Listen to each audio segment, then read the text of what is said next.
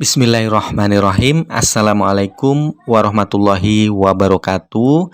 Salam sejahtera untuk kita semua. Tabib pun. Ibu dan Bapak, rekan-rekan sekalian, jumpa lagi dengan kami di channel Sertifikasi Guru, media sharing informasi, edukasi seputar pendidikan profesi dan sertifikasi guru Indonesia.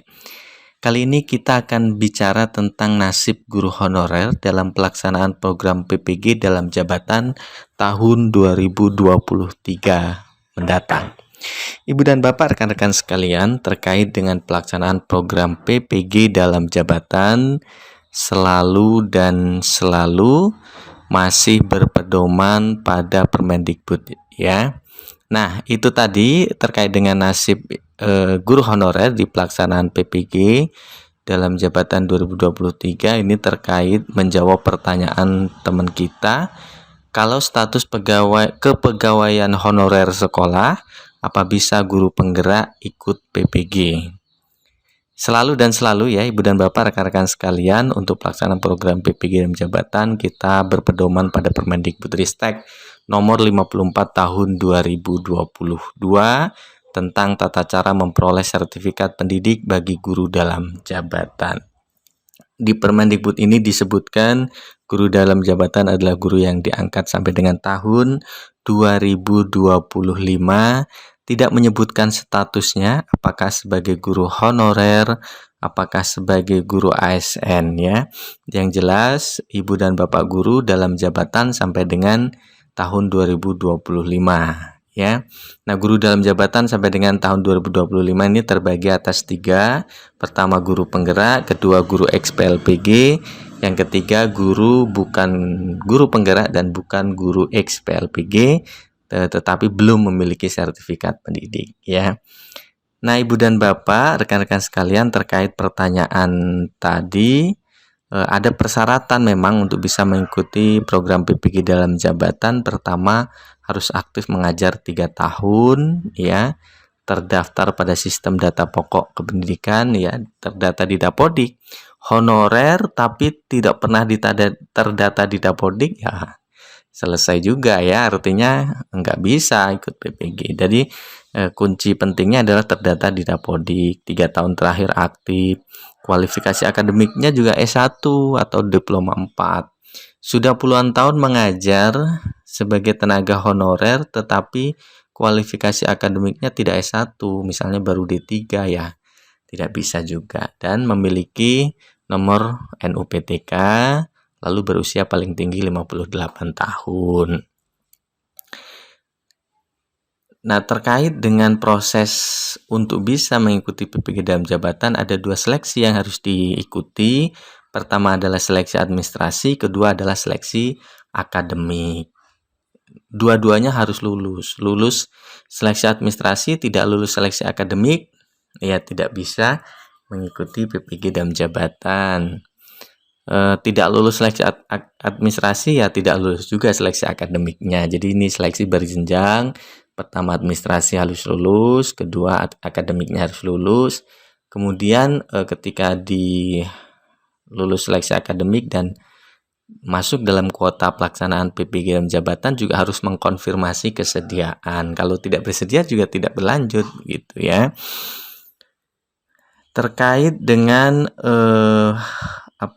penentuan ya keikutsertaan calon mahasiswa dalam PPG dalam jabatan, masa kerja paling lama ini menjadi pertimbangan utama ya. Jadi setelah lulus seleksi akademik, pertimbangan utama itu bukan nilai paling tinggi tapi masa kerja paling lama. Kemudian usia paling tinggi, kemudian satuan pendidikan berasal dari daerah khusus, baru kemudian nilai hasil seleksi paling tinggi. Muncul pertanyaan, kami sudah puluhan tahun ya tidak terpanggil PPG, tapi yang kemarin baru mengajar di 2016 sudah terpanggil. Itu bukan terletak pada masa kerja, tetapi memang untuk guru dalam jabatan yang bukan guru penggerak dan bukan guru XPLPG itu dibagi menjadi 2 kategori ya. Ini dia Nah, ini dia ya. Jadi, oh ini yang untuk guru penggerak. Nah, ini yang berikutnya.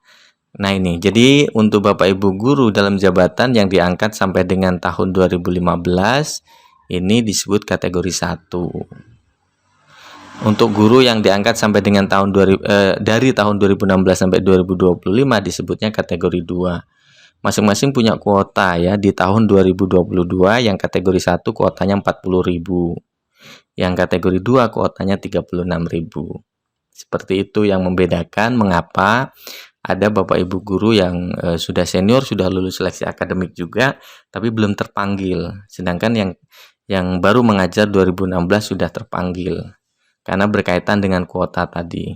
Kuota 40.000 ini untuk Bapak Ibu guru kategori 1 yang mempertimbangkan usia dan sebagainya tadi. Guru kategori 2 juga sama. Yang lulus seleksi akademik juga mempertimbangkan usia, tapi dia adalah kategori 2 disebutnya ya.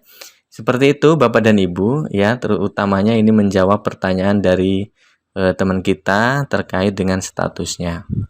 Kalau misalkan menjadi guru penggerak bagaimana ya tadi? Kalau menjadi guru penggerak ya justru lebih bagus ya. Bapak Ibu yang mengikuti program guru penggerak kemudian sudah lulus dan mendapat sertifikat guru penggerak, baru kemudian mengikuti PPGM jabatan, Bapak Ibu guru diberikan penghargaan RPL 36 SKS. Artinya program PPG-nya tidak perlu diikuti, tetapi nanti hanya proses-proses dari awal itu, dari mulai lulus seleksi administrasi, lulus seleksi akademik, melakukan konfirmasi, melakukan lapor diri, begitu, orientasi di kampus LPTK, sampai dengan kegiatan pembelajarannya tidak ikut, nanti langsung mengikuti uji pengetahuan. Begitu ya, jadi Bapak Ibu guru terkait dengan pertanyaan ini tadi, kalau status kepegawaian honorer sekolah, PPG tidak melihat status apakah honorer atau SN ya, tetapi memenuhi persyaratan untuk bisa mengikuti PPG.